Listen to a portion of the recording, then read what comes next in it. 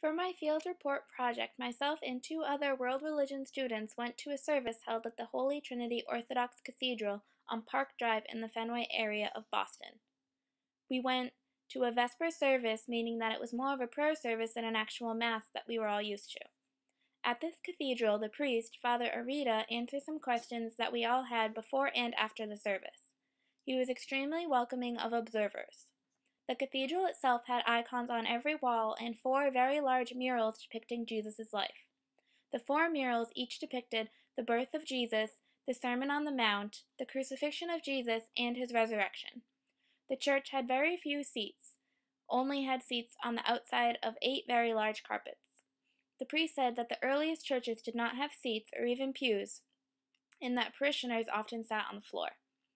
He said that since the Orthodox parishioners perform many movements during their services, it is easier for them not to have pews in the church.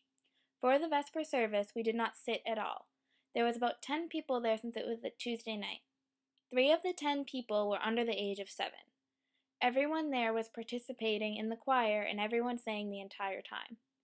They sang everything in the same rhythm, which I thought was interesting. The parishioners were in very laid-back attire, like they had all just gotten out of work. And 3 of the adults there were sort of chasing around small children the whole time. At the end of the service, the priest told us that his family had counted for 5 of the people there. His wife, his son and his son's wife, and his 2 very small grandchildren were at the service. Since there was not a lot of people there, the atmosphere was very relaxed, something that the priest said we would notice when we were observing. At the beginning of the service, a set of double doors and a red curtain were covering the altar. At various times during the service, the priest would open the curtain and the doors to reveal an altar at the head of the cathedral. I found it very different that when the people arrived for the service, they each lit a candle and put it around the 3 main icons in front of the cathedral. The icons were of Jesus, Mary, and St. Nicholas, whose feast day it was that day.